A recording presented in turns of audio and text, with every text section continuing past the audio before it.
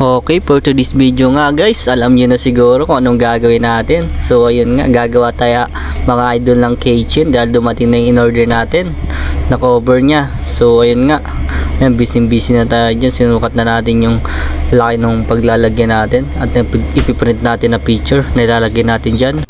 Kaya abang-abang na lang guys sa susunod na lapag natin. Dahil sa susunod na lapag natin, maglalagay na rin tayo ng keychain.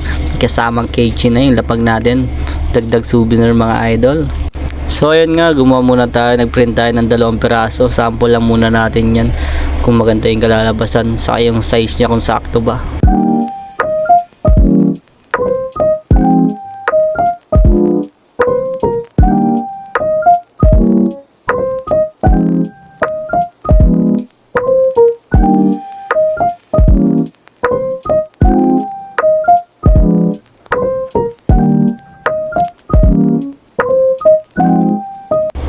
So ayun nga, unang try natin maglagay. So malaki, kaya ginupitan muna natin ng kaunti.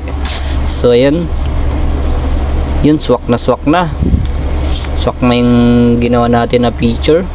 Goods na. Okay, ayan, first keychain na ginawa natin ngayon. Goods na. One down.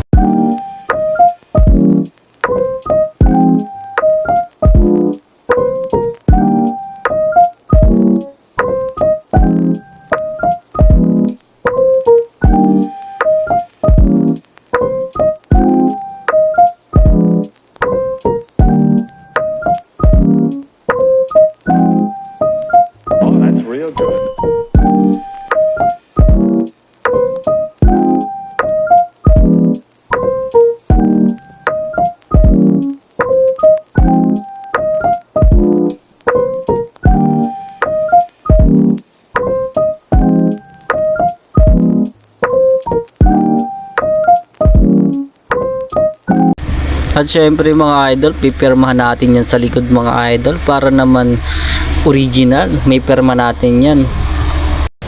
Kaya yung mga keychain natin na isasabay sa lapag natin idol, may mga pirma yan ni Kuya Ben syempre.